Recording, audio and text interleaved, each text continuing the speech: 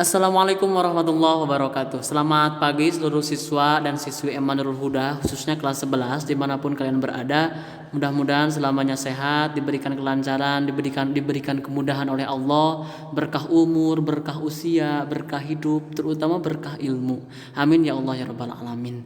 Baiklah, supaya lebih efektif dan efisien waktu kita, sekarang kita akan mencoba mempelajari tentang adad dan ma'dud, bilangan dan yang dibilang. Nah, kemarin kita terakhir sudah membahas tentang tasawuf atau berbelanja, maka pasti akan ada hubungannya dengan adad dan ma'dud. Adad dan ma'dud ini bilangan atau yang dibilang.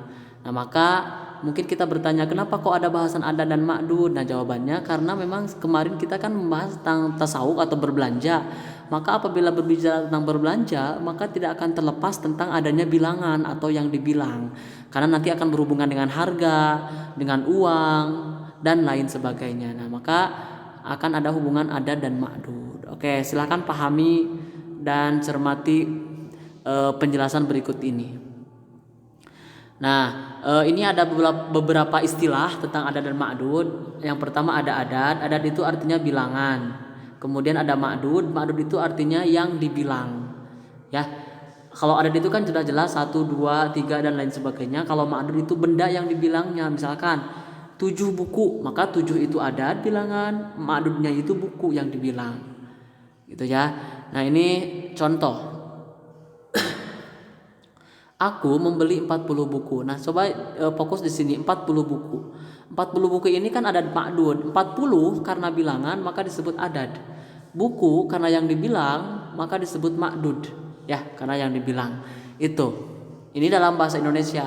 Kalau sekarang kita akan membahas dalam bahasa Arab. Nah, sebelum ke sana ingat lagi dulu ada beberapa istilah, ada mufrad, ada tasniyah, ada jama, ada mudzakkar, ada muannas. Nah, mufrad itu artinya satu, bisa satu orang, satu buah, satu benda, satu ekor dan lain-lain. Tasniyah artinya dua, dua orang, dua ekor dan seterusnya.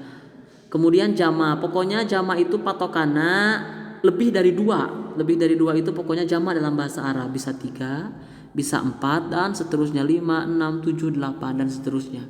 Itu jama. Kemudian ada mudzakkar, ada juga muannas. Mudzakkar itu laki-laki, muannas itu perempuan. Nah, patokan gampangnya kalau muannas itu biasanya perbedaannya itu pakai ta, di akhir pakai ta. Contoh, muslimun, seorang laki-laki Islam. Kalau perempuan, muslimatun, seorang perempuan yang Islam. Gitu ya. Nah, ini semua sudah dibahas di kelas 10. Karena ini bahasan di kelas 10, ini mah hanya mengingat saja. Ya, supaya nantinya nyambung ke depannya, tidak kaku. Maka harus ingat-ingat dulu istilah-istilah yang 5 ini. Nah, sekarang kita mulai masuk, ada aturan-aturan dalam adad dan ma'dud. Aturan-aturan ini di sini ada 4 aturan. Yang pertama ada jika bilangannya 1 dan 2, 1 sampai 2, maka ma'dudnya sama dengan adadnya.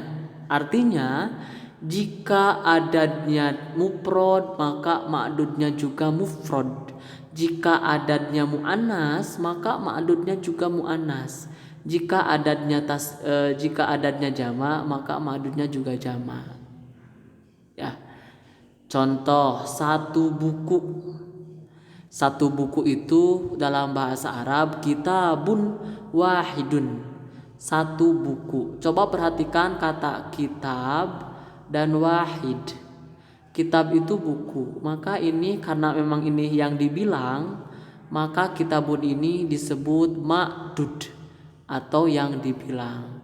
Kemudian wahid, satu, ini kan bilangan, maka wahid ini disebut adad atau bilangan. Nah, coba perhatikan, kitabun wahidun ini sama ya, kitabun wahidun, mufrad, mudzakkar, mudzakkar.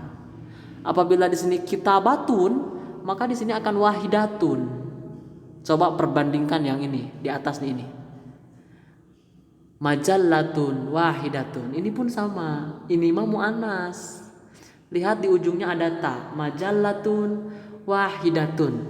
Tidak seperti ini, majallatun wahidun. Tidak, maka itu tidak sama kalau seperti itu. Tapi di sini sudah sama, majallatun wahidatun. Itu ya.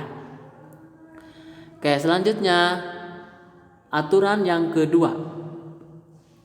Ini jangan fokus ke sini. Ini mah hanya penyapa biar semangat belajar. Jika bilangan 3 sampai 10, tadi mah kan 1 sampai 2, sekarang mah 3 sampai 10, maka aturannya gimana? Ada 2 ketentuan. Yang pertama bentuknya ma'dudnya itu harus jama'. Ma'dudnya itu harus jama' dan di-JR-kan. Ya. Ini kata kuncinya, ma'dudnya harus jama' dan di-JR-kan. Jama' itu lebih dari 3, lebih dari 2 kan tadi. Maka sudah cocok jama' dan di-JR-kan. Lihat, salah satu aklamin, tilu pirang-pirang pulpen. Bahasa Indonesianya 3 pena atau 3 pensil. Ini ada yang underline atau di garis bawahi, aklamin. Aklamin ini kan ma'dud. Nah, ini ma'dud. Ma'dudnya aklamin ini pena atau pensil artinya, maka ini bentuknya jama'. Mufrodnya gimana? Mufrodnya kolamin atau kolamun atau kolaman, dijamakkan menjadi aklamin. Kalau kolamin itu artinya 1 pena, kalau aklamin pena yang banyak, lebih dari 2. Ini adatnya salah satu, bilangannya kan 3. Contoh lagi, arba'atu aklamin, khomsatu aklamin. Pokoknya bilangan 3 sampai 10, maka ma'dudnya itu harus jama' dan di-JR-kan. Nah, ini maka aklamin dibaca JR, tidak aklamun, tidak aklaman. Itu ya, yang kedua. Kemudian masih nomor 2, ma'dud dan adatnya berlawanan. Artinya jika ma'dud mudzakkar maka adatnya muannas. Jika ma'dud muannas maka adatnya mudzakkar.